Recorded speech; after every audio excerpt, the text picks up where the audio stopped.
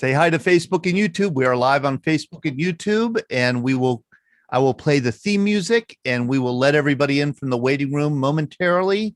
This is VBC Greatest Generation Live with Colonel Harry Stewart. Man, is this a treat. I am looking forward to this. Let me admit everybody, and I'll start the music here. Let's see here.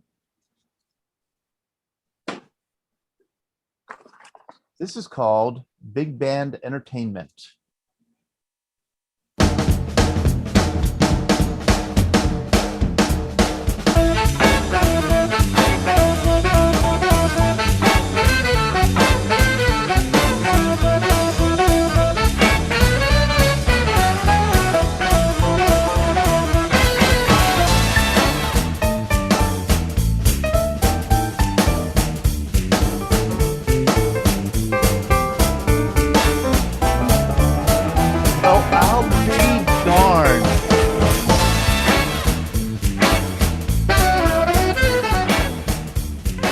I will be darned if I don't see Lydian Fisher and Jerry Fisher joining us for the first time. You can't hide, Jerry. You cannot hide.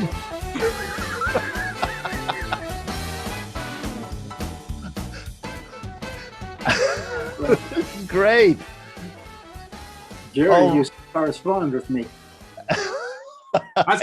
That's how we first talked to you, Colonel Stewart, through Jerry Fisher. Through Jerry, okay. Yes, that's right. That's right.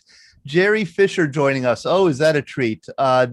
Jerry, hi. Hi, Jerry. Hi, Lydian. I will ask you to unmute just to say hello. If people don't know Jerry Fisher, they probably don't live in Beaver County or Western Pennsylvania.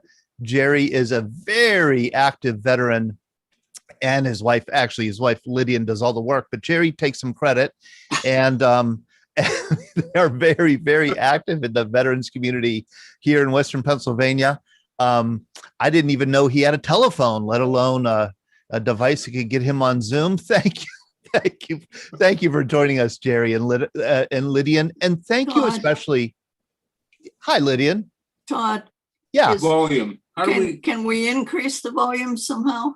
You can. There's a little button on the side of your iPad that should be able to a rocker button with an up and a down, and I think you. Yeah.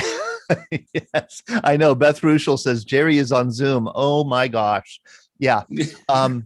So you should be able to fiddle with it and get the volume up. But I want to thank, it was Jerry and Lydian who put me in touch with Harry Stewart and got Harry on the show with us. He's a Tuskegee Airman P-51 pilot. And Glenn is the host of this program, so I shouldn't be talking. But he's the one who's really done a lot of research in Tuskegee Airmen and has spoken with Colonel Stewart. So I'm going to pass it to you, Glenn. Okay, great. Thank you. Okay, so an exciting night. I've had the honor to talk with Colonel Stewart now several times via email, but last week, probably an hour and a half or so, Colonel, that we spent on a Zoom call. And I've read his book. This is a book, Soaring to Glory, that the Colonel wrote with Philip Handelman 2 or 3 years ago. Very well written. And as always, you guys know, you can tell when I've read a book, it's got all these little yellow stickies in it. And it's been fascinating learning more about the Tuskegee Airmen. Like a lot of World War II enthusiasts, I certainly know the Tuskegee Airmen. I've probably seen those movies a couple of times, done some reading, knew some of the names, but when you get a chance to spend time with the real deal, like Colonel Harry Stewart, and hear his story and his personal story, and then do some deeper research, it's been just a lot of fun. So I'm hoping between Harry and I, we can tell the story here, his story, tonight. So welcome, Harry. Thank you very much. Say hello. Thank you, Glenn. Glad to be here. Okay. Harry is 96 years young. I would give my left arm to be 96 to have the kind of mind and memory that Harry still has. So we're really honored to have you, Colonel. Thank you very much for being with us. Thank you. Thank you. So just a little technical thing here, Todd. Do I need to share my screen to show Yes, you do. the pictures I have? You Okay. do need to share your screen. And if you have any problem with that, I can certainly do it. I have that same PowerPoint. And I also want to make sure that we welcome, we have some students here. We have Trey here from Annapolis, Maryland. We have Henry Shepke. Good to see you again, Henry, from Madison, Wisconsin. And I know that we also have a couple of fourth graders joining us. So we're very glad that to have some young people here to hear these stories. And we do encourage people to be asking questions and interacting. Hello, it's good to see you guys. And these the two masked men that you see they did a recent report on the Tuskegee Airmen. So they'll be interacting and I think asking some questions. So Todd, a technical question. When I go to share the screen, I get something that says, starting share screen will stop others computers sound share. Do you want to continue? Oh, that's me. I am the guilty party. I will stop my sound share. Every once in a while, I'll make a mistake, Glenn. I remember the last one in 1997. Yeah, so do I. I remember it well. Okay, here we go. How does that look now? We got it. Okay, we see it. Okay. I'm not going to go to the slideshow format because then I can't see Harry or anybody else. Okay, so very just good. Keep it like this. Okay. So Harry, you and I talked a bit the other night about the origins of the Tuskegee Airmen, and I did a little more research since last week, and so I've got a couple of things here that you and I didn't talk about. But you may know about, because your knowledge of this was fascinating, because Harry's story begins really in 1943, Harry, when you joined the 43, that's correct. 43. And he goes through training in 43 and 44, which we'll get into, and he joins the 332nd Fighter Group in January of 45, December of 44, Harry? That's correct. In Italy. Okay? In Italy. And we're going to get to that, but I thought it'd be interesting to just 5 minutes on the origins. So the first picture I've got up here is somebody I read about, Harry, online, a Senator Harry Schwartz, U.S. Senator from, I believe it's Kansas, right? Because I was, in your book, there's a lot about the first African-American pilots before the war, civilian pilots. A lot about the attempts to get the Army, the U.S. Army Air Force, to train Black pilots that were just denied. This man in 1939 was instrumental. In fact, it was his amendment to a bill that passed what was called Public Law 18. And it was an appropriations bill passed to fund the training of African-American pilots by the U.S. Army Air Force in 1939. It was really the first governmental action taken, right? And the Air Force then sort of sat on that and didn't do anything about it. And then he went over and forced Hap Arnold and the Air Force brass to begin doing this because by law they had to, right? And of course, he had the support of this woman, Harry, who we did talk about. Yes, Eleanor Roosevelt. What role did she play, Harry? Are you familiar with this picture here? I'm familiar with that picture, and that's Chief Anderson, the chief pilot down at the Tuskegee College at the time there. She was on the board of directors. The president's wife there was on the board of directors at the time.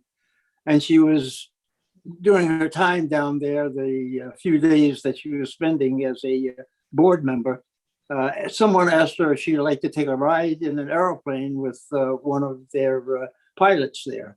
That's a J3 Cub, by the way. It's a two-place single engine, 65 horsepower engine, something like that. But she said, yes, I certainly would be happy to take a ride with this gentleman, much to the consternation of the Secret Service. They did not want her to get in that plane or ride in that plane like that for fear that something disastrous might happen.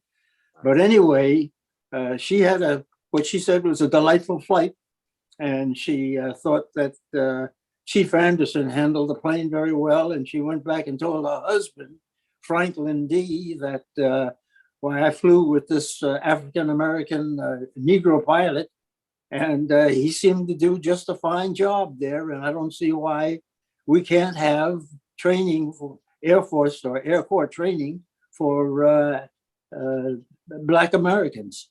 Yeah. What'd you say, 35 horsepower? 65. 65. It's about what my lawnmower has. Yes, right. I'm not sure I'd want to fly my lawnmower. So she did play an instrumental role in She did, in yes. the beginning of this is I believe, Harry, I'm pretty sure I got this correct. This is the Tuskegee is at the institute or college at this time during the early It was part. institute at that time when I was down there, and then it went to college sometime after that, and now it's Tuskegee University. Right. So this is, and there was an airfield nearby that was developed. That's correct. For this, Right. right? So the other key part of the story, Harry, that you and I just barely touched on was this man, who I'm sure you recognize. Benjamin Oliver Davis Jr., Right. a West Pointer. Right. And He graduated from West Point in 1932, I believe. He was appointed by one of the representatives, I believe, in Washington, D.C. at the time there. The school, the West Point, did not want him because they took him in, and he was given a silent treatment,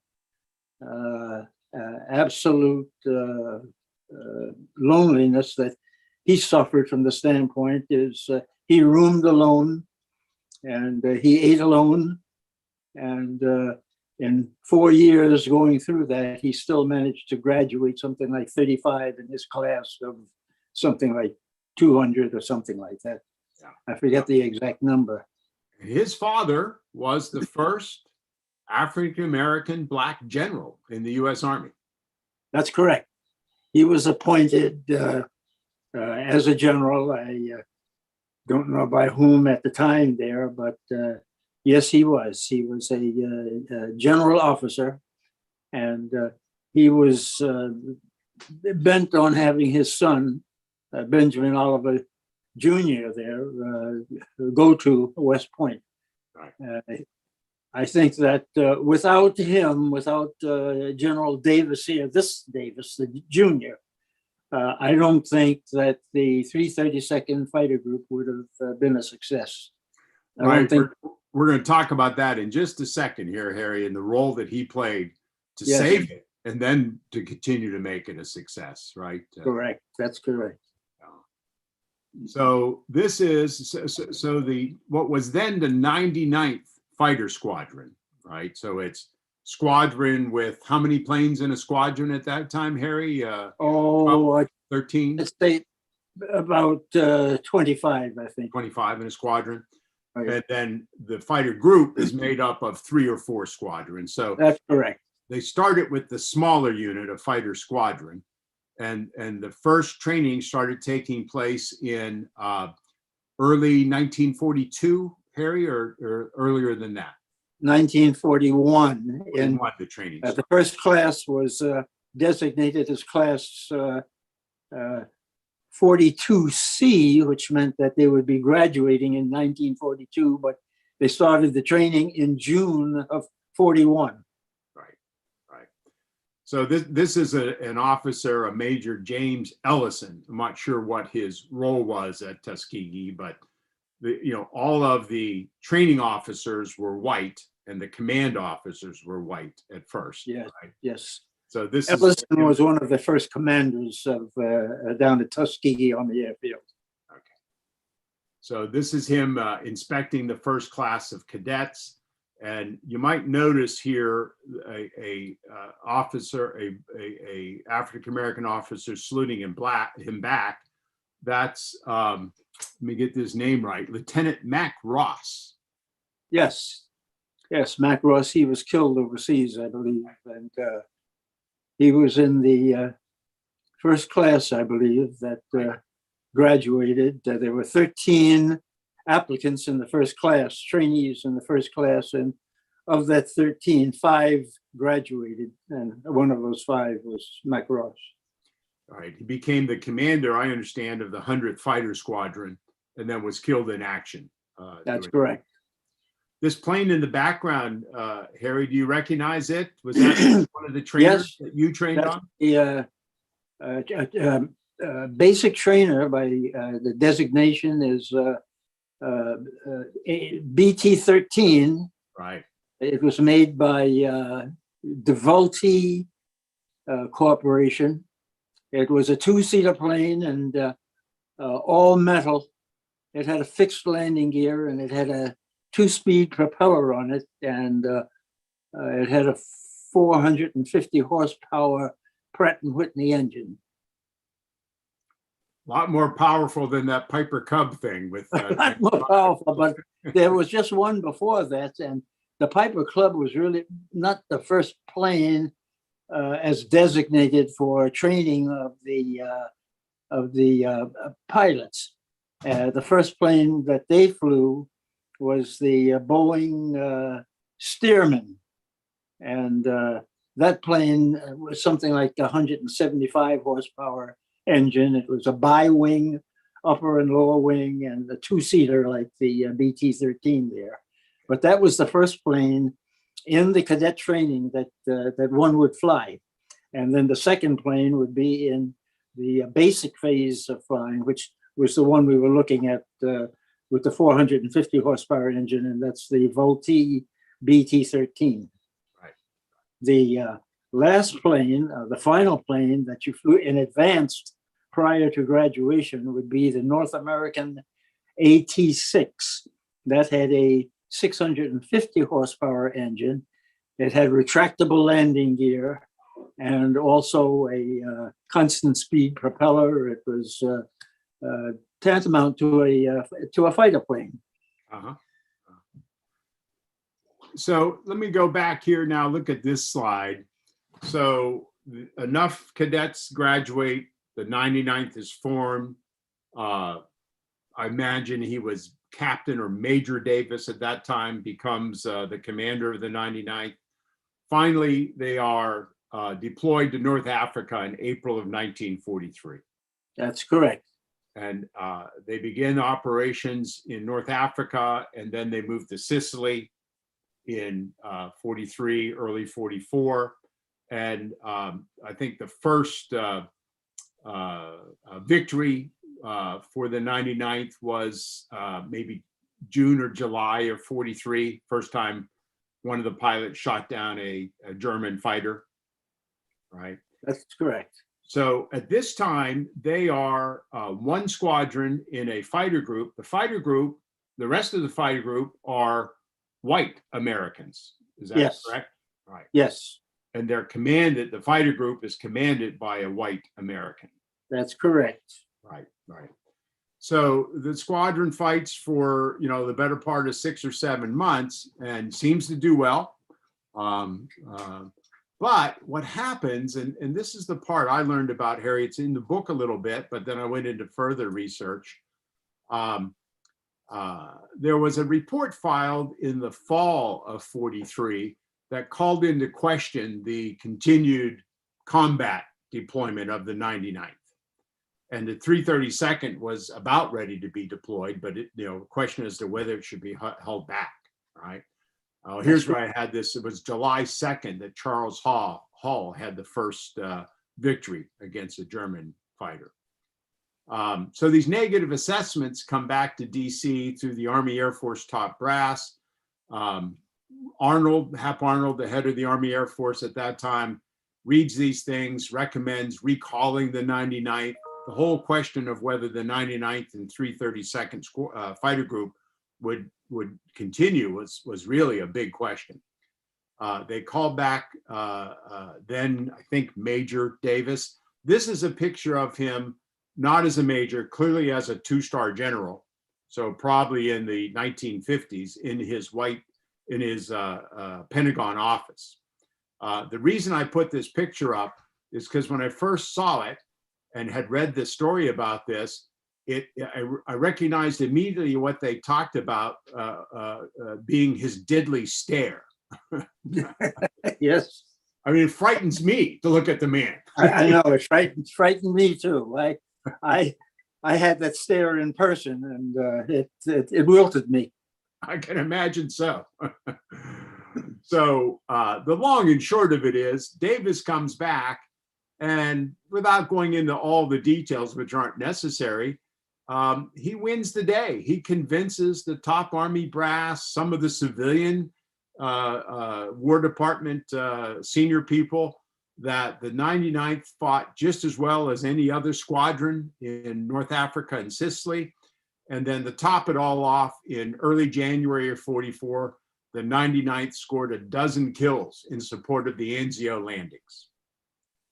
And at that point, game's up, and the 332nd Fighter Squadron, I made a mistake here in this one bullet point, Fighter Squadron is deployed to Italy. The 332nd Fighter Group. Fighter Group, I'm sorry. That's my mistake. Fighter Group, right? Made up at that time of the 4 squadrons you mentioned earlier. That's correct. Yeah. Okay. So that's kind of the background and the story of the origins of what becomes known as the Tuskegee Airmen. Harry informed me, it's something I didn't know, that it didn't become referred to as Tuskegee Airmen until when, Harry? 1970? That would seem like something like in 1972. And it was as a result of a book that was written by a fellow by the name of Charles Francis. He wanted to write about the Negro pilots in World War II, and for want of a name, since they all trained down at Tuskegee, Alabama, he called it the Tuskegee Airmen. Yeah. Before that, it was just the 99th or 332nd. That's correct. Yeah. So now let's develop your story, Harry. So you grew up where? Does this streetcar look familiar to you at all? That looks like a streetcar that might have been in, that could have been in Newport News, Virginia, or it could have been in Corona, Queens, New York. The caption I took it from said Corona, Queens, New York. Okay. That was a long time ago. That looks like, I would say, back in the 1930s there. Yep. Doesn't look that different from the Pittsburgh streetcars I started riding in the 1970s. Okay. Just about as uncomfortable as those were. Oh, yes, they were uncomfortable. That's right. But so that Harry, was how that was did too you far come to from. grow up in Queens? Pardon? How did your family get to Queens, Harry? Well, I was born in Newport News, Virginia. Oops. And my parents used to put me out in the crib, so they tell me. And we were not too far from a airport there, Langley Field, Virginia, which was a military field there. And they tell me that when the planes would fly over from the field there, that I would react to them and raise my head up and coo at the aircraft. And they claim that that was the beginning of my desire to fly. But at 2 years old, the family moved to Corona, Queens, and they moved. There was an airport again, fairly close to us. It was North Beach Airport. It was a combination military and civilian airport.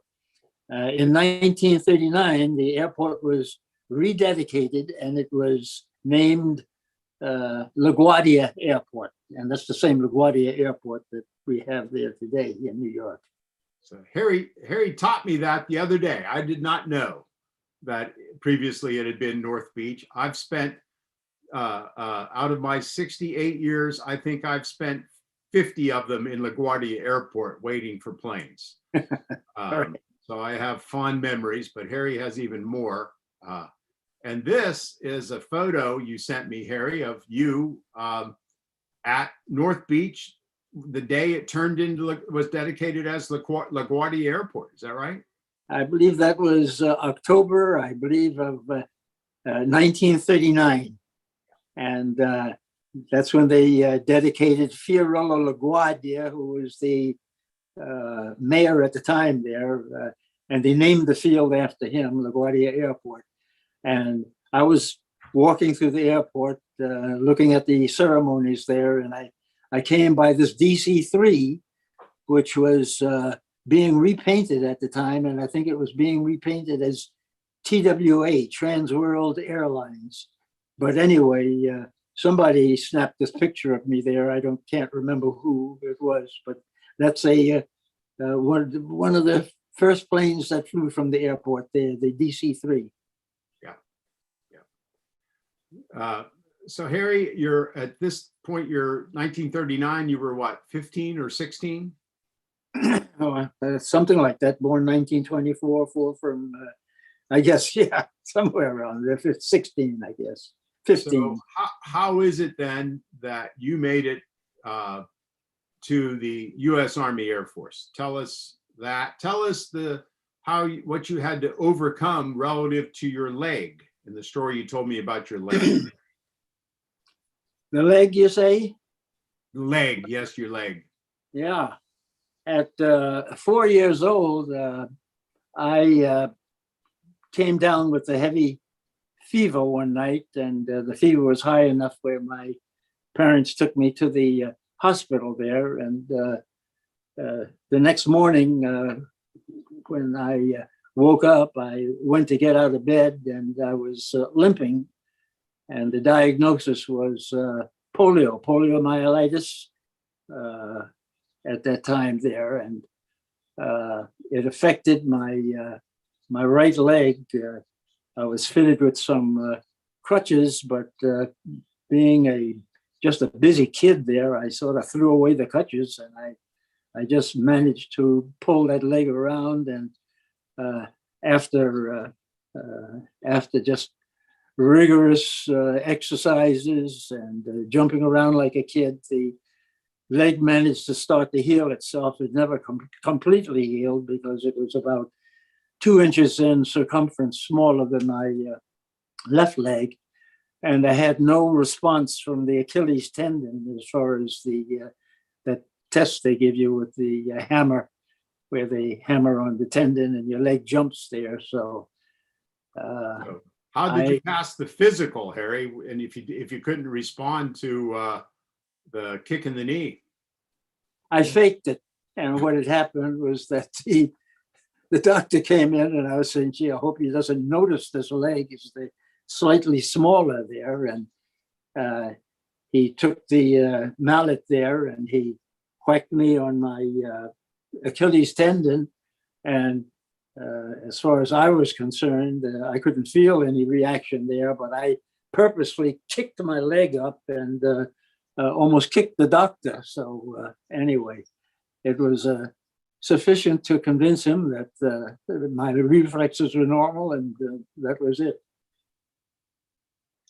So you make it into the U.S. Army, and how do you make it into the Army Air Force and the Tuskegee, not known then, but the Fighter Training Squadron? Well, being a Negro American there, there was only one place for me to go, and that was at Tuskegee, because the conditions that were placed upon forming a airfield for training of the Negro pilots there at the time there was that it would be done at a specific airfield and strictly, segregated. And that's the training we had to go through, even though there were many ironies that came about as a result of that. But The whole thing was that, and even though the training was out of the same playbook as the rest of the training throughout the Air Corps, but ours had to be done on a absolutely what they called absolutely segregated basis. What I had done is when I realized that they had opened this up, and this happened, I guess, when I was about 17 years old, as far as opening the training to Negro Americans there, is that I took the examination for the Cadet Corps, and I passed the examination, and that put me on a waiting list to go into the service, which I knew would be down at Tuskegee, because that's the only field that they had that was designated for the training for Negro trainees there. Right. So in 1943, in March of 1943, I went into the service, and I went down to Tuskegee, Alabama, and that's where I started my training. Because of my limited academic credentials at the time there, and I say limited because during the peacetime there, they took college graduates, I believe, in for the training as pilots. And but when the war started, soon after the war, we had suffered so many losses in the beginning there that they figured they'd run out of people who were pilots at the time there. So they lowered the requirements, and they said it finally got to the point that they said, if you can pass this examination that we gave, 150 question examination, which had to do with some little bit of physics and a little bit of chemistry and a little bit of English and other things. But if you can pass this examination, we will go ahead and accept you for training as a pilot. However, once I got into the service, they also reevaluated all of us that went in at the time there, and those that got fairly low scores as far as the academic section was concerned there, they sent to a college. And this was throughout the Air Corps at the time there. Colleges such as Harvard and Yale and Princeton, and all of them had these fledgling cadets who did not have a normal or a sufficient academic record for what was originally planned as far as the Air Corps was concerned. And they sent them to a unit called a College Training Detachment, Right. which was a 6-month training period of deep immersion as far as the studies were concerned. And there they tutored you in mathematics and in a number of subjects that they think would enhance your training once you moved over to the actual flying itself. But you did not have to go through that, did you, Harry, or not? Yes, Did you go yes, through that? yes, I did. Yeah. I did go through that. And when I went to Tuskegee, and the same as the white kids that went to Princeton or Harvard or something like one of those schools, is I went to class. I lived on the campus, and I had to go to, I was a regular college attendee at the time there for 6 months. And they did send me back for another 2.5 months when I got to the, it was the, what phase of flight? It was the primary phase of flying that we mentioned when you were showing the pictures of those aircraft before. Right. So I spent a total of 8.5 months on the campus there as a student, and lived in one of the student dormitories. And it was after that that I went to the airfield, military airfield, which was the one that was designated for the training of the military pilots. I went to the Tuskegee Airfield, which was about 9 miles from the campus. And that's where I spent the rest of my time until I had gotten my wings and second lieutenant bars at 19 years old. And that was it. To show you how the youth ran at the time there, I was flying those planes you see there. That's the BT-13, as I mentioned before, but even checked out in the P-40 Warhawk, which was a World War II fighter that the Flying Tigers flew, but I was flying the airplane and still did not know how to drive a car. And that was because in New York City, as you know, Yeah. Glenn, is that you really don't need a car in New York City. Rapid transit system is such, and it's better probably than riding around in yourself around in an automobile there. So You that's got to pay a lot in car insurance to have a car in Manhattan. I can tell you That's- that. So that's for sure. That's for one sure. of the things I wanted to emphasize here, Harry, which I didn't appreciate, I probably knew it, but certainly didn't appreciate it, was showing here the African-American mechanics working on the plane. And it hit me when you and I were talking, well, it's either there were 990 some pilots trained at Tuskegee, but I think you said there were, and I read it somewhere else, there were 13,000 support personnel trained at Tuskegee as well. Yes, a lot of them weren't training. A lot of them had trained elsewhere and became mechanics. We had everyone, and we had a self-sufficient contained military base. And as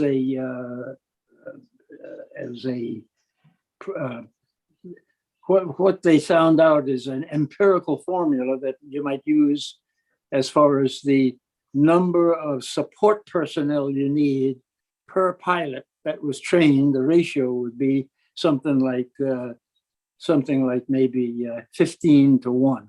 Yeah. Maybe 12 to 1. In this case here, they said with the Tuskegee Airmen, because of the segregation there, it was about 15 to 1. So if we had 1,000 pilots, just round off that 994, you said, if we round that off to 1,000, and we have a ratio of 15 to 1, the total number of Tuskegee people who trained at Tuskegee and worked at Tuskegee would be about 16,000, of which just 1,000 would be pilots. Right. Of that 1,000 pilots, by the way, only 355 of those saw combat. They went overseas. And of that 355 that went overseas, about 81 lost their lives overseas. That's out of the 355, rather. 35 were shot down and became prisoners of war. Out of that 355, another 7 were evades, were shot down and were evades. And evadee being a person who goes down in enemy territory and manages to evade capture and get back to his home base safely. So there were 7 of those people who were evades, and I said 35 that were shot down and were prisoners of war, and another 81, I think it was, that lost their lives overseas. So Harry, let's go forward to late 1944, early 1945. You arrive in southern Italy at the Fogia Airfield complex. Yes. Where the 15th Air Force is based. Yes. And you become part of the famous 322nd Fighter Group. 332nd. 332nd. Sorry. Yeah. Sorry. So one of the things I wanted to just mention a bit, because, you know, when you read about the air war over Europe, 95% of what you read and hear about is about the 8th Air Force flying out of England. Yes. The 15th Air Force is much underappreciated, I think. It was about only a third of the size of the 8th Air Force. I think that's about right. But it played a very important role. And having won these airfields in the hard-fought Italian campaign, we used them extremely well. And you can see here, the radius that the 15th Air Force normally flew up into Austria, southern Germany, Czechoslovakia, the whole Balkan Peninsula, including, of course, the very famous Ploesti air raids that took place. And then, Harry, as I was reading your book, I was surprised that I read about an 8th Air Force bomber mission accompanied by Tuskegee Airmen all the way to Berlin, which I didn't know that the 8th Air Force had done that. But I believe you missed that flight. You were on. Yes, I was in rest camp at the time there, but I was very aware of the flight, and I was very disappointed because I would have wanted to be on that run there, but as I said, I was in rest and recuperation, rehabilitation, and that was a week away from the base there. And the date that flight took place to Berlin was March the 24th, 1945. Right. This is just a map of the Fogia Airfields, and the 322nd was assigned to Ramatelli. Is that the right name? Ramatelli? Ramatelli, yes, Ramatelli. Which I believe, if I use my pointer here, was right here on the coast. Yes, right in the heel of the boot there. Right.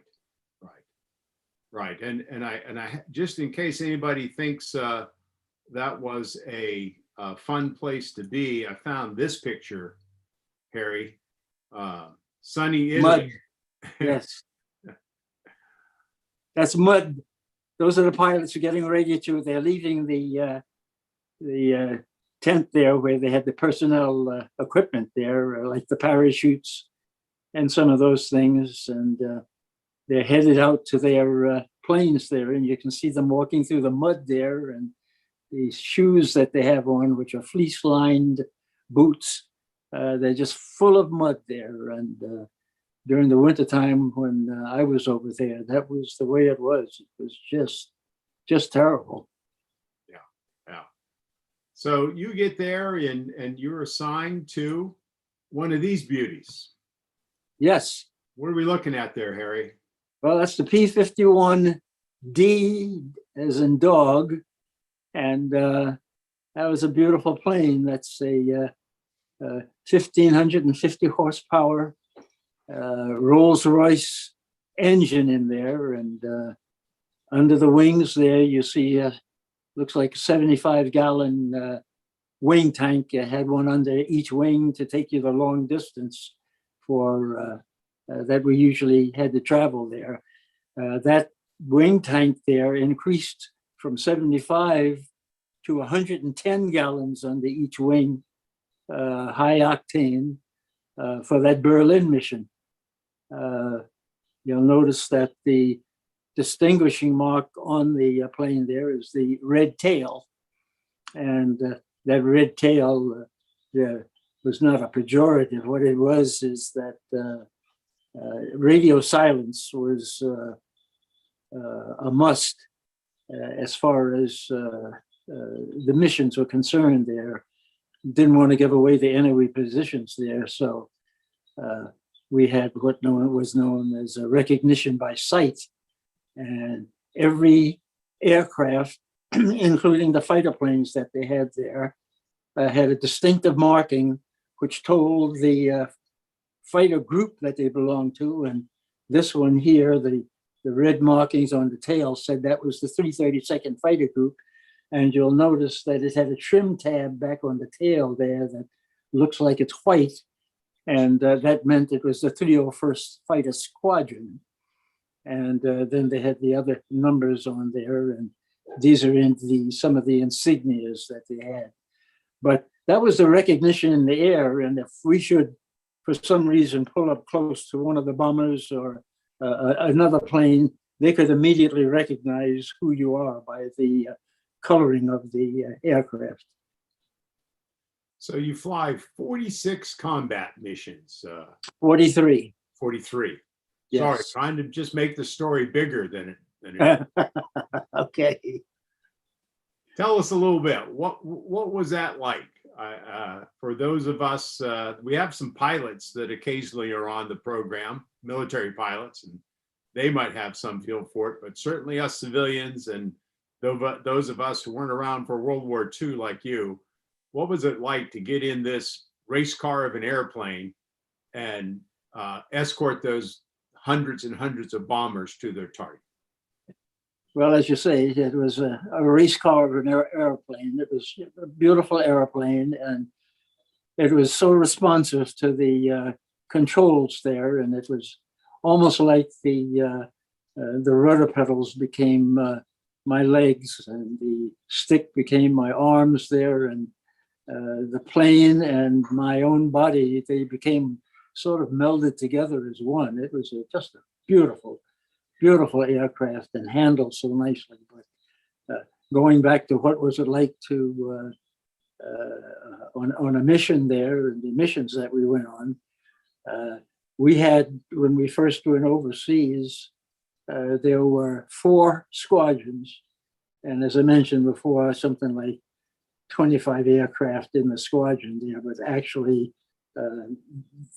25 made surplus aircraft also for those that might crash and are not operable for some reason or other, or out for maintenance. So they always had an oversupply of the aircraft there. The normal contingent was that you put in the air was approximately 16 aircraft per squadron, and the squadron was broken up into flights, and each flight had 4 aircraft, and the flight was broken up into 4 aircraft, and you had your element, which was 2 aircraft, and the lead aircraft, which had 2 aircraft. But anyway, the big thing was navigation, of course, and we were heavy in navigation when we went to school there and in practice there.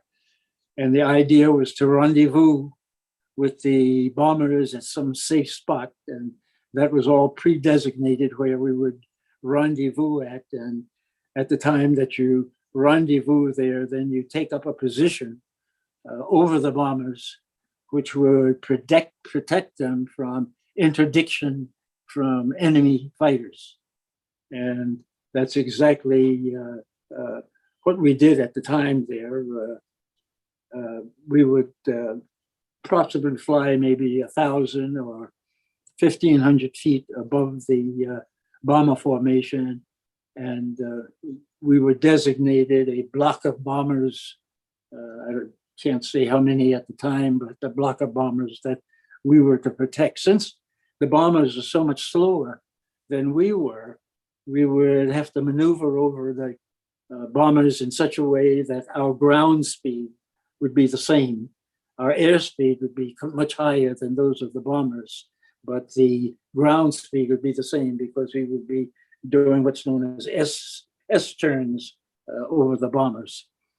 And you're flying a couple thousand feet higher than them, right? About 1,500, maybe 1,000 feet higher. Yes, You're looking down at this hundreds of airplanes in front of you and underneath. that's you. correct. That's correct. And I guess the first mission I went on, I really didn't have, I had no previous experience as to what I saw on that mission there, but I was flying what they call maybe tail end Charlie. That was one of the planes way in the back of the formations that were going out towards the target there. And at a certain, and you see this today, you see the jets up in the air or the planes up there, and they reach a certain pressure and temperature altitude, and they start pulling streamers. And you've seen these, what they call condensation trails. Well, each of the bombers, when they got up to that certain altitude there, which created an atmospheric condition with the warm engines running there to let out these condensation trails there, you would see these streamers coming out, these white streamers that you see today coming from the jets there. Well, you can imagine a bomber fleet of maybe 400, 500 aircraft. They are all of them pulling these streamers, and then these fighters coming up above them and doing these S-turns above them there. And what a sight. I mean, it's a sight that I treasure and I'll never again, of course, see in my lifetime, because we will never have a concentration of bombers and fighters like we did at that time, because one bomber today with one bomb can do all the damage that every one of the bombers and fighters did in World War II. But at that time, it was just it was just an enormous display of might that you would have going out on a mission there, looking at this, and it was a ballet in the sky with those streamers just forming overhead there or in front of you. And I would call it just an awesome sight, that awe-inspiring, and just a thing to remember. It was just beautiful. And then Harry, it wasn't all just sort of escort and soaring above these beautiful formations. You started running into these kind of guys. Yeah, yeah. How about that? I don't know where you got these pictures from, Glenn, but they're absolutely beautiful. And that's the long nose FW-190. That's the 190D. Right. And that was a beautiful, beautiful aircraft. Beautiful. Yes, we would run into those. That was one of them. The other was the Messerschmitt 109. And then, of course, we also ran into the ME-262. Those were the jets, the twin-engine jets that the Germans had. I never encountered one of the jets. I could maybe see them from far off, and they were streaking across the sky, and they were very, very fast. But I never encountered one. But I did encounter the FW-190s there. In fact, if you would walk us through the famous day in April, I think it was April 1st of 1945. April 1st of 1945, which happened to be Easter Sunday. Easter Sunday, April Fool's Day. And April Fool's Day and Easter Sunday. The invasion of Okinawa, something, just to throw that in. You are credited with shooting down 3 of those Focke-Wulf 190Ds. Yes. And there's a tragic part to this story as well, which we'll get into in the next slide. But tell us what happened that day, Harry. Well, this was a bombing mission that was called in. That the 332nd was to escort the B-24s into Austria. And this was almost due north from where we were. We would have to fly over maybe 200 miles of the Adriatic Sea to get to the mainland. And then, of course, we would go over parts of northern Italy or Yugoslavia, and then over the Alps. And on the other side of the Alps, then we get to Austria. But the bottom line for this mission was that at the end of the mission, after the bombers had released their bombs there, a contingent of the 332nd, or the Red Tails that we were known as, a contingent of the Red Tails would be assigned to go on a fighter sweep. And a fighter sweep means looking for targets of opportunity. And targets of opportunity can be rolling stock on the ground there, freight trains, barges on the Danube, because that's where we were, up near the Danube there, up near Vienna.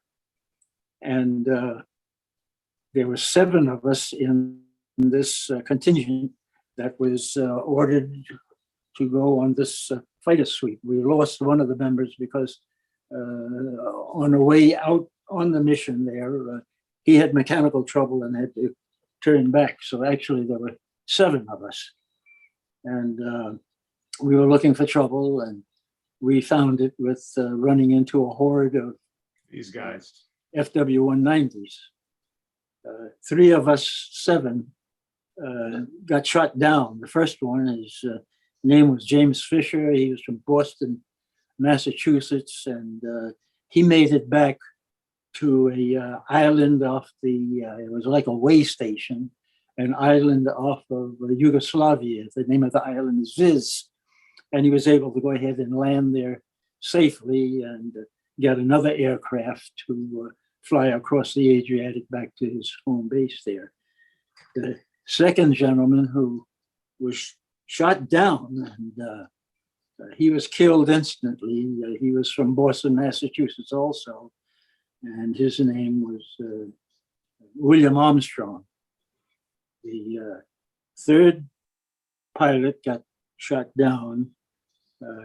His name was Walter Manning, and he was from Philadelphia, Pennsylvania. And that's not Manning. No? No. And My apologies. yeah, I know that pilot there. What's his? Different Walter Manning. I'm sorry. Yes, yeah, that's right. My apologies. That's all right. But We'll stick on this. We know this is you. yeah, right. And that's my crew chief there at the time, from Tipton, Missouri. And he's still living. He's the same age I am, and we call one another once in a while. But getting back to the story, is we had Walter Manning was shot up pretty badly, his aircraft, I should say, and he bailed out. When he landed in his parachute, there was a mob there ready to pick him up, and this was near Linz, Austria, and it was fairly close to the Danube. And anyway, Walter was taken and to the local jailhouse in Linz, and they put him in the jailhouse there. But he was in there a couple of days, and in the meantime, some Nazis had gotten together and whipped up the public into a frenzy as far as Walter Manning was concerned. And this mob again broke into the jailhouse and took Walter out, and they beat him up pretty badly. Then they hung him from a lamppost out in the street. This was all documented by the War Crimes Commission later on, and also documented by the Austrian government. But it took 70 years before the full story came out. Is that right? Yes, that's correct. Yeah. But let's go fast forward to April 1st, 2018, which also happened to be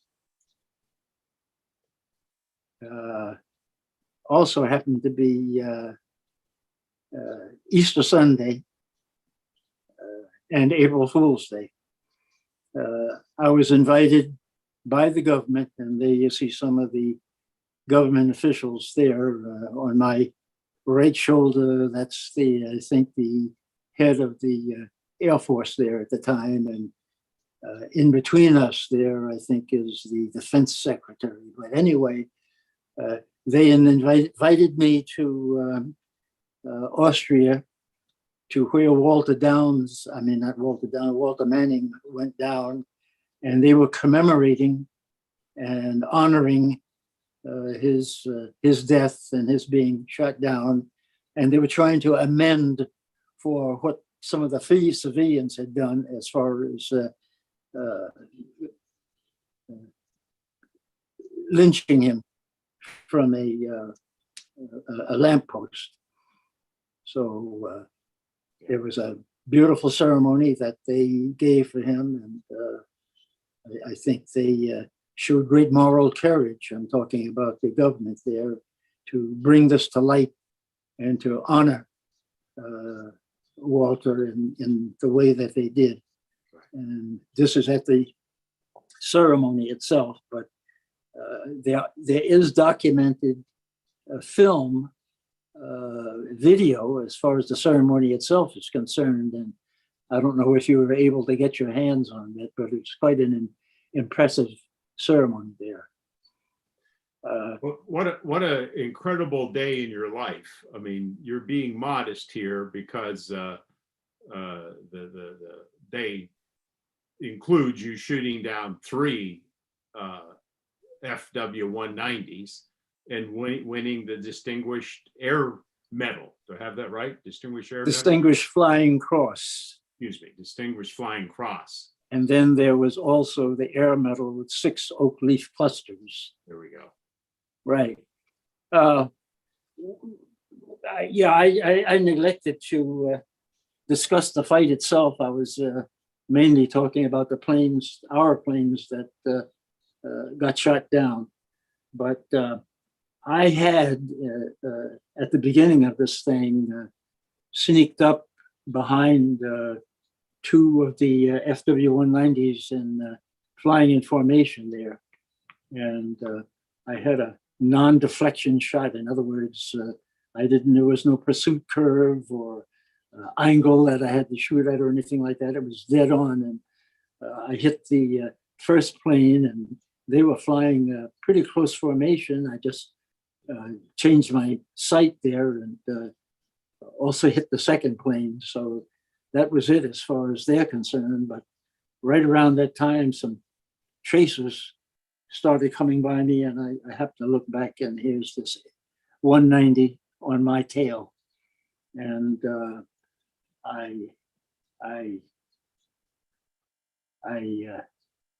just, well, I thought that I was caught dead to right, that he was on me in such a way that I just felt he couldn't miss. But I panicked, not panicked, but I did what's known as a split S. I whipped it over on its back and dove for the ground, hoping that I could maybe either outrun him or outmaneuver him. And I got down near the ground and I started a very, very tight turn. I was down very, very close to the ground there and trying to put myself in a position where he thought he'd be a daredevil to go ahead and follow me. But what had happened was that in a very tight turn, he probably had a high-speed stall and he went into the ground. So one of the guys that was with us when we were being debriefed mentioned this to the intelligence people, and they said, well, that's critically your 3rd aircraft. They said he wouldn't have gone in, had not either outmaneuvered him or going through a high-speed stall, but as a result, there was one less plane there, so we're going to give you credit for 3. So that's how I got the credit for 3. Actually, I hit 2 of the planes there, and this one went in otherwise. I'd say it was a pretty good few minutes in your of shooting and maneuvering, Harry. I could never imagine being in that kind of position. So Harry, I'll just one last slide I want to show you here and the audience, and brings us to the end of the war. There's a tremendous story of your post-war military service, and then of course your post-military service as well. But I'm going to want to pause here and Todd and see if there's questions that the audience has. But let me show you this last, if I can share this again correctly, this last, the last slide I have. I found it. I just thought, wow, I got to show Harry this. I'm sure you know. There it is. Oh, so this that's is Woody Spears, and that's me on the right there, and that was taken, I guess, somewhere around Fogia, and that was, I think, war might have been over at that time there, and we were just palling around and looking at the sights over there where we were. The captain, the caption that I saw where I drew this from said that you were, it was post-war, and you were in Naples on leave. I don't know how right that was, but Yeah, I'm just thinking, Harry, that between you and your friend here, there had to be a lot of broken Italian female hearts. well, Any of those stories you want to tell us, Harry? well, all I'd say is that, you know, we were kids at the time, believe me. And, you know, I don't think I was past, I was 20 years old. That's all. And, of course, I look back on 20 now, and that's, you know, pretty young. And, you know, if it was going out with girls or looking at a baseball game, we could probably say, well, let's look at the baseball game, you know, or something like that. But anyway, Well, not how I remember 20, Harry, but let's stop there. Todd, we've been at this an hour or so, and I've enjoyed hearing this, but there must be questions from you, Todd, and from the others in the audience. I'm sure. I mean, I'm just in awe hearing these stories. But I want to welcome Mtume Imani. She's joining us for the first time, and she is a member of the Tuskegee Airmen Memorial Association organization here in Pittsburgh. Mtume, are you with us? Yes, I am. Thank you for including me, and my honor goes to young Harry Stewart with his excellent memory. My goodness, it was such a treat to hear all the details, young man. Kudos Thank for you. that. And to all the airmen, I give them my honor and my grace, because what they endured in this situation was something that we still are enduring. But at that time, my aunt was a student at Tuskegee Institute, and she was one of the repair persons, one of the women who repaired you all's planes. And she was there at the time that Booker T. Washington was the president, and George Washington Carver was the scientist, the famed scientist. So she was there at a very auspicious time with you all. And I was just so delighted, because when Mr. Regis Babonis, the founder of the Tuskegee Memorial, which is the only African-American tribute to you all in the United States, placed in the Sewickley, right there by the hospital up the hill, you know, the Sewickley area where the dead are buried. And the memorial service and everything was held. It was such a wonderful time. And he, of course, now has made his transition, but he was the founder and person who had gathered all this information and traveled around giving lectures so people would know the history of the airmen. And of course, one of our members is related to one of the airmen who lives now in California. And they have been, when they traveled to this side, they came and were honored. So it really is a wonderful tribute to them, and you also to have written your book about all of the adventures that you all had. It's just remarkable. And I thank you all for this presentation and for including me with this. Miss Pauline was the one, our Navy person was the one who gave me the information about this wonderful Zoom program. And don't you just love Zoom? Yes, we wouldn't be able to have Harry without Zoom. Thank you. That's right. Thank you, Mtume. This is wonderful. And thank you, Pauline, for inviting Mtume to join us.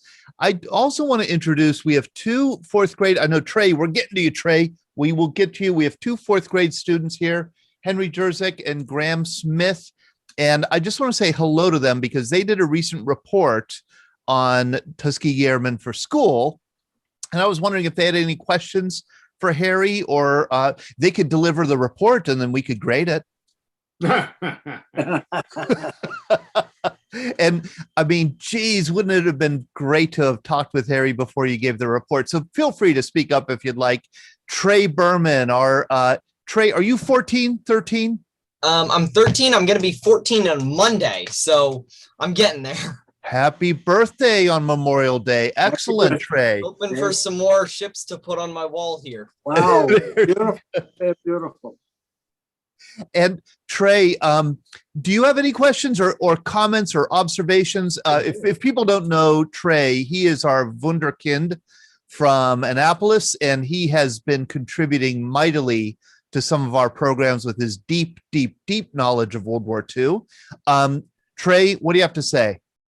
Thank you. I wanted to ask a couple questions, and right off the bat, I'm assuming everyone here has seen Red Tails. I'm just assuming it's straight off the bat. If you have Disney Plus and you haven't watched Red Tails, watch it. It is an amazing movie documenting the Tuskegee Airmen. I do have a question, though, around it. In a scene, they after they fight the ME-262s, right? They're flying along, right? And they see a German destroyer. I'm assuming it's Germans because the Italians are completely war incompetent at this point with their navy. And they strafe it. I was wondering if that actually happened. Although I don't know if it's a destroyer. They used a British battle cruiser as the model for the ship. So I can't really tell if it was a destroyer or torpedo boat, what not, but I'm thinking it's a destroyer, which could have been a pretty significant loss, seeing as the Germans did not have a navy as large as ours. I mean, we have the Laffey, it's old World War II destroyer, like 87 something number 87 something off the lines. They were at like 51, I think, when the war ended. So I was wondering if that actually happened, because that is a very important loss and it should be mentioned if it actually did. Well, Trey, do me a favor. Hear me out and hold on to yourself. Hold on to your seat now, okay? My mother used to tell me when I was about your age, she used to say, now remember this, believe half of what you hear and none, or rather half of what you see and none of what you hear. And in the cases the Red Tails are concerned, I would say you can go ahead and believe about 10% of what you saw in the movie there. This is like most movies that they call documentaries and things like that, but they have to make it appealing, and it's a money-making enterprise, Hollywood. So they have to make it appealing. And if you ask me, like, what was it like to be out on a mission there, I would say, well, and I'm quoting another fighter pilot now that is quite well known, but he said, well, he says it's boring. It's a period of terrible boredom, which is interspersed periodically with absolute terror. And you probably heard that. I have heard that quote before. Yes. Okay. I think it was by a P-51 pilot in the Pacific, or was it in Europe? Because I definitely know in the Pacific they had long flights, like 8 hours, I think. Yes. But getting back to the ship there, I think it was a Corvette, and it was an Italian Corvette, and it did happen to where 4 pilots from the 332nd Fighter Group, the Red Tails there, happened to pass over the ship in Trieste, Italy there, and they managed to sink or nearly sink the ship there and firing at it. Going back to your movie, The Red Tails, there was a movie before that you might want to look at, and it's with Lawrence Fishburne, and it's called The Tuskegee Airmen. And I think that's more of a factual movie than the Red Tails. The Red Tails was put out by George Lucas, who put out the movies.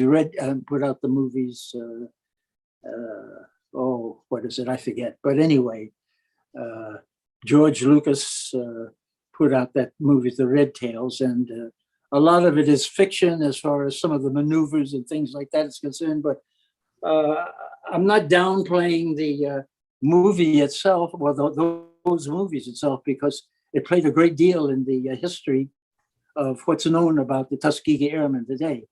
And they were very little known about until these movies came out, the HBO movie and the movie The Red Tails there. And they were shown all over the world. And when those movies came out, people started writing in and trying to find out who these guys were, who were the Red Tails. So we have to be, I'm thankful as far as they're concerned and giving us the publicity and notoriety where we're being presented worldwide. Yeah. Well, thank you. Although something else I did notice was in that movie, there was a lot of over dramatization for Well, I did definitely see them do a couple big red flags in the fighter pilot area. Like, you know, not flying with a wingman on you at all times. And right. I have talked to pilots, I've talked to carrier pilots about this. They're more serious about it, like, because especially in the Pacific, they're like, you have to fly with a wingman at all times. It is unacceptable if you're not. Four finger formations, all that. I saw that about 5 times in the movie, I think, out of all the flight scenes. And I definitely know it is a Disney movie. And even then, documentaries along those lines are good. Pretty much in my life, the 2 most accurate documentaries I've seen are Midway and HBO's Chernobyl miniseries, and those are outstanding series, and I recommend everybody watch them. But those are the most accurate. I don't know of anything else. Documentaries are usually a bit over dramatized, maybe even more in some cases, especially with the producer's outlook on the thing, and especially with George Lucas, who is very heavily influenced by World War II. Like, look at Star Wars. The big bad guys are literally named after German special unit forces. Stormtroopers, yeah. Yeah. Thank you so much, Trey. Do we have any other questions? I'm sure we do. Pete Mecca, you're always at Bob Book. All right. How about Pete, then Bob? Right, well, dog's barking. Sorry about that. Hush, Todd's on. Hey, how did you get our puppy? I got 4 of them here. Harry, were you at Ramaldi when the B-24 Liberator was damaged, shot up? It couldn't make the home base and landed at Ramaldi with the white crew? I wasn't there at the time there, but you know, those that were there, you know, tell me about the story firsthand, and it was quite an event. You know, it's sort of a tearjerker because it was 2 disparate groups coming in contact with each other and ending up in a brotherhood. You know, Yes, sir. I talked to a man that was there, and he said that a white guy, he was part of the crew, and he said that they were treated like kings at Ramaldi and gained a healthy respect for the Red Tails. And he was crying when he told the story. A great story of men at war and men together as brothers. I love that. I just interject. There's a great chapter in Harry's book about that story, and it's riveting to read. Yeah, great story, great story. And one other thing, Harry, do you know Zelly Orr? Oh yes, very, very well. Well, so do I. Is that right? Yeah. Well, Zelly, you know, my acquaintance with her had to do with the 1949 gunnery meet that the Air Force held, and it was 12 fighter groups competing there, and it was quite a feather in the cap of the Tuskegee Airmen because of the propeller-driven aircraft. They won that fighter group. Yeah. Better known to some people as, you know, colloquially as Top Gun. Yeah. But that took place in the environs of Nellis Air Force Base out in Las Vegas, Nevada. Yeah, I think that's it right there. That trophy? Yes, that's the trophy. But getting back to Zelly Orr, the trophy was lost some kind of way, and Zelly Orr, through a lot of research, was able to go ahead and find the trophy, which now sits in the museum out in Wright-Patterson Field there, in that new museum that they have out there. So any of you passing through Wright-Patterson there and you're going through the museum, which is the actually the Air Force Museum there, that trophy is just as it's there, it's in the museum.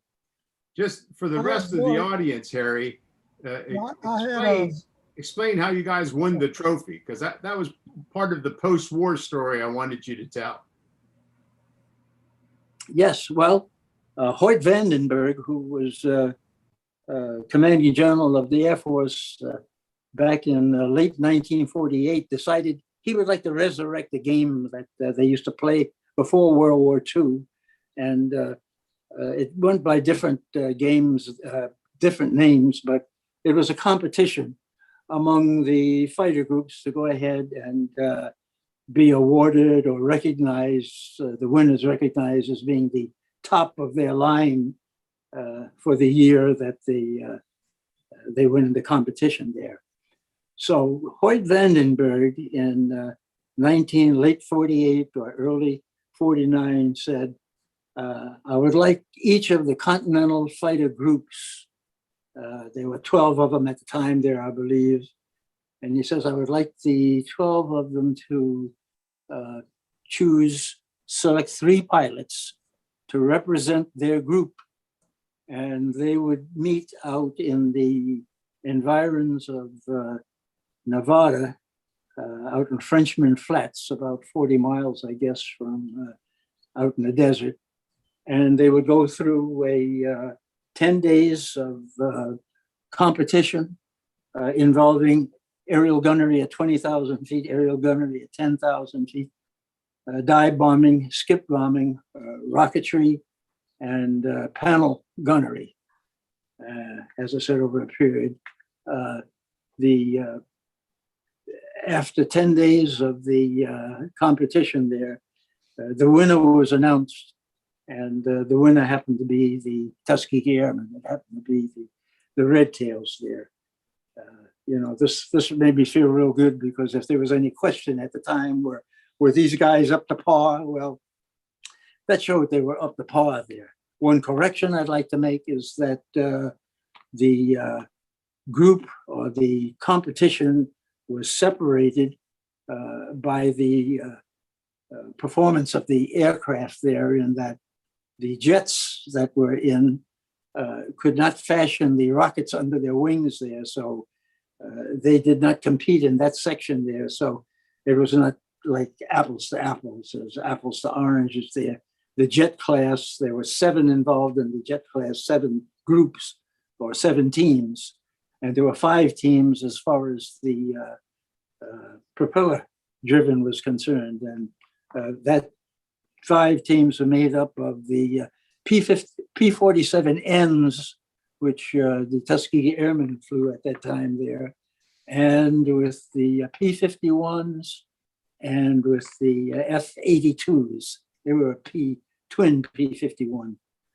But that's how it turned out. And we did get that first trophy in the United States Air Force, because the United States Air Force did not become an entity until 1947. So this was really the first fighter gunnery meet that the United States Air Force had, and we happened to win that meet. And Harry, you told me this is sort of evolves into to become Top Gun. Yes, yeah. Yeah. Right. So Tom Hanks was not the first Top Gun, okay? That's a joke. Tom Bob Cruise. Book, did you have a question? Yeah, okay. Well, first of all, I want to make a comment about that Piper Cub. It might be the Piper Cub, but my dad said that when they were overseas that they referred to that as a Maytag Messerschmitt. And Glenn answered all my questions I had of you. One more thing, I wondered, what was the year of the date of your 3 kills? The year? Is that April 1st, 1945. okay? And Glenn answered all of my questions. And Glenn, you set me up for this. I understand that Tom Cruise owns a P-51 Mustang, the actor, the Top Gun actor. Yeah. I think you could take him. Glenn. And I want to profoundly thank you for your service. Thank from you. my heart, I mean it. Thank you so much. Glenn, I have that problem again. I'll be right back, okay? Oh, okay. All right. Take your time. Boy, what a wonderful, this is a good opportunity for me to plug our magazine. The VBC magazine is out. Our cover girl is Julia Parsons, and we are sending this out to anybody who wants a copy. There's some wonderful stories. Jerry Fisher just got a delivery of 125 of these, I think, that he'll be passing around. He's probably selling them.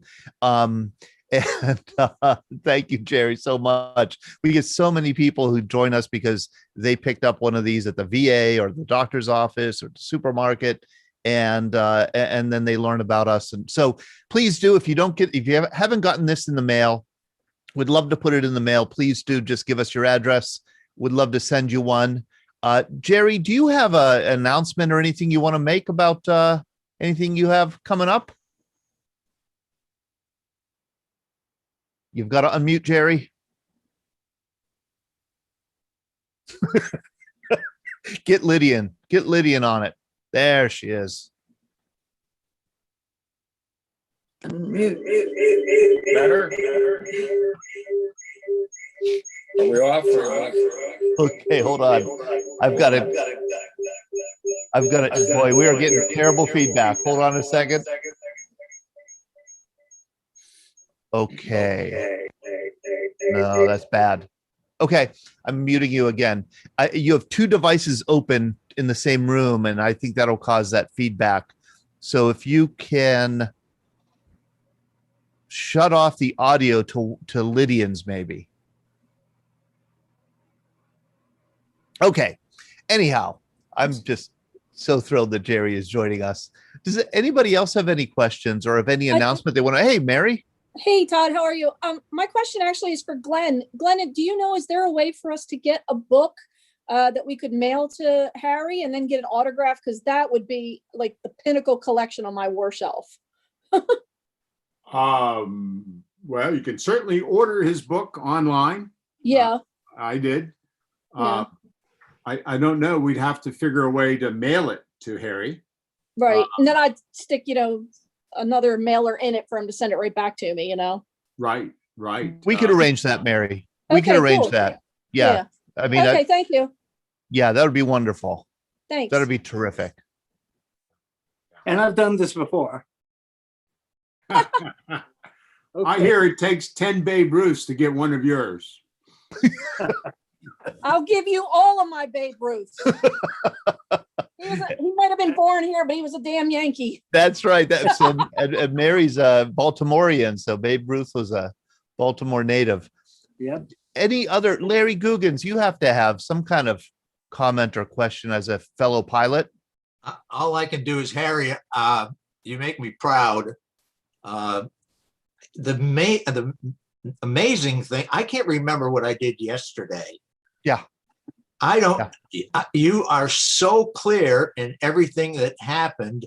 And is it 95? 97 and 97.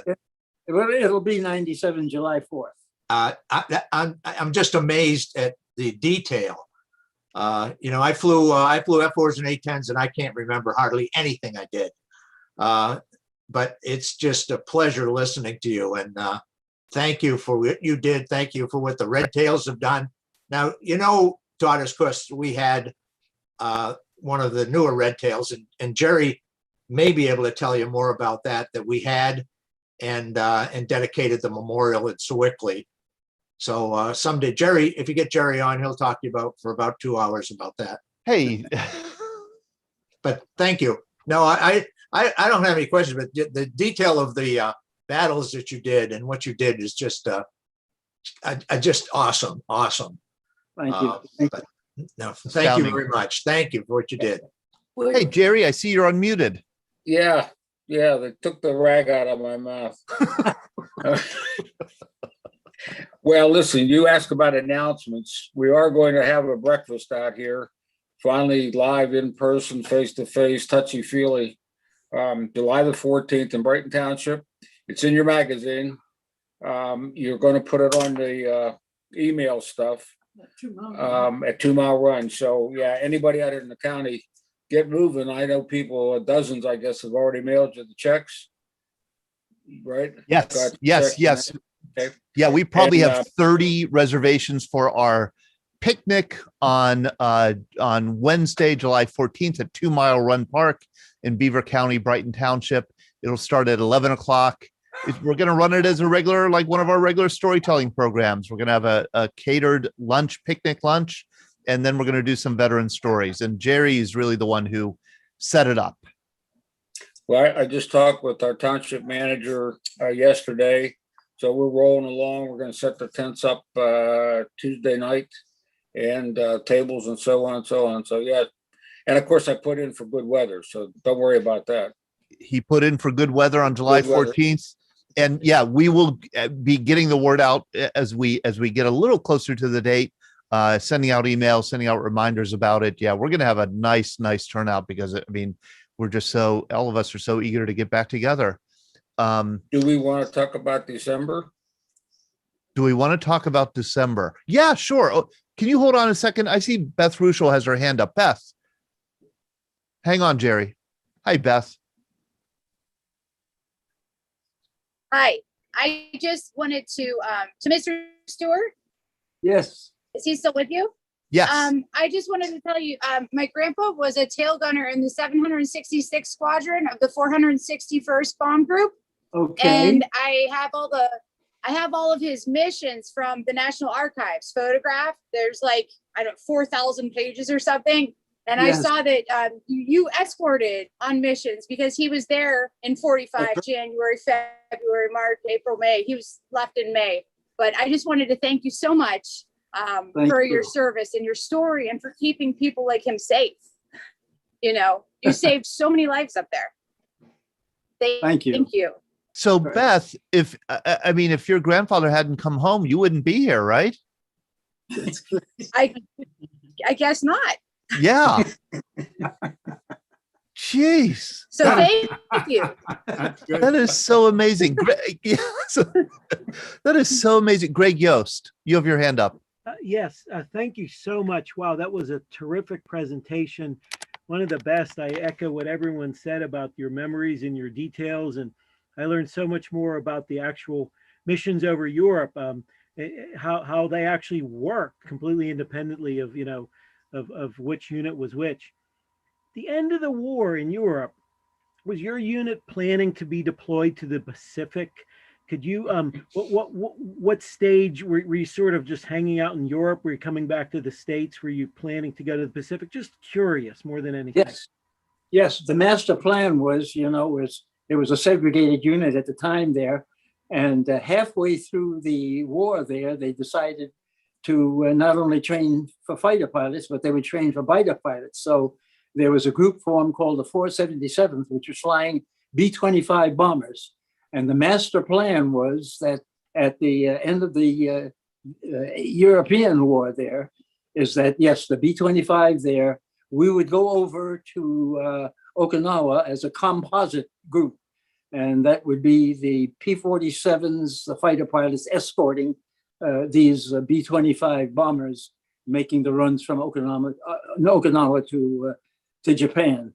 However, the Japanese war, the war in the VJ was over in August 9th with the dropping of the first atom bomb there. So that killed all of those plans there. And the 332nd was reformed in Lockbourne, Ohio, near Columbus, Ohio, in 1946. And it spent its final days from 1946 to June of 1949 out at Lockbourne Air Force Base in the 9th Air Force there. And at that time, total integration took place and all of the personnel were sent to the four corners of the earth, and the Air Force became completely integrated.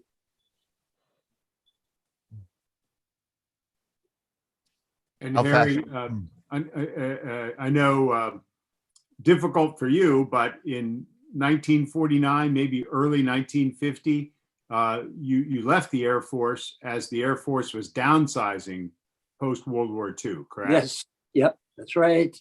Yeah. And they released, pardon me, 25,000 pilots.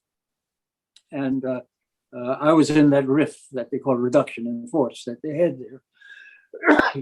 So to make a long story short, after I got out of the service, I recognized that the only way that I was really going to be able to place myself where I wanted to be and become a premium as far as the Air Force was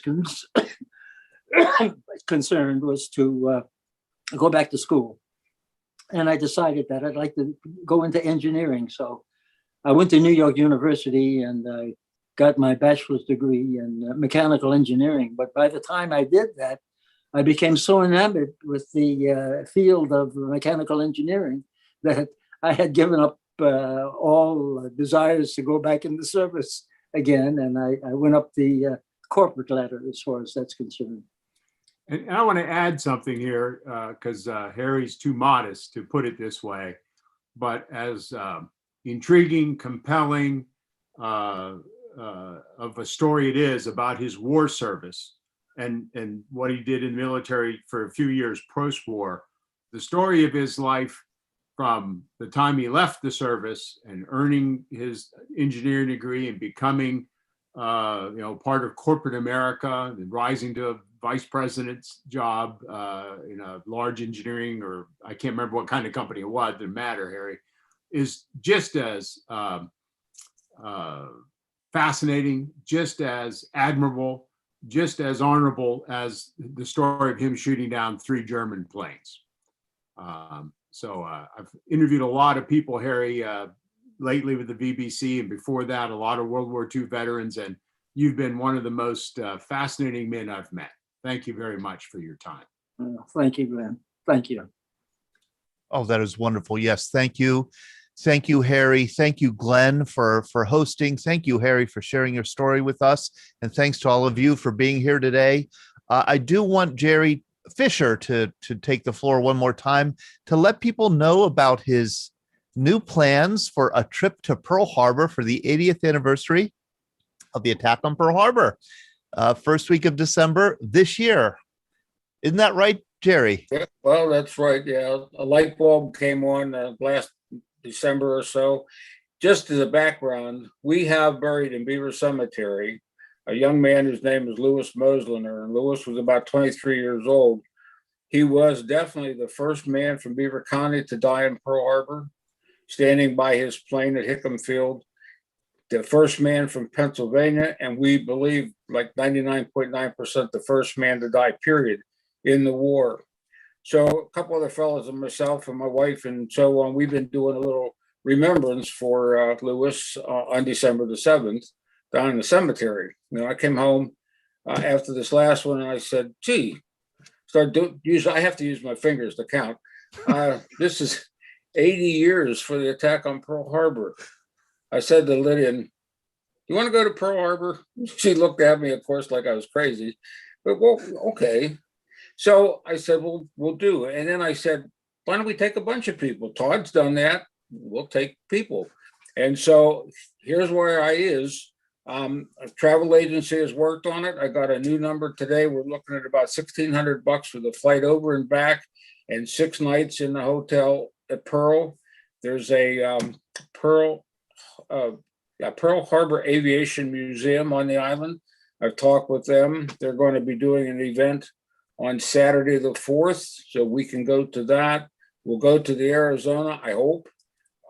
We'll have some other free days to do our thing. So if anybody that's interested, get in touch with me. We got to have deposits in by July 15th, $500, and the balance by September the 1st.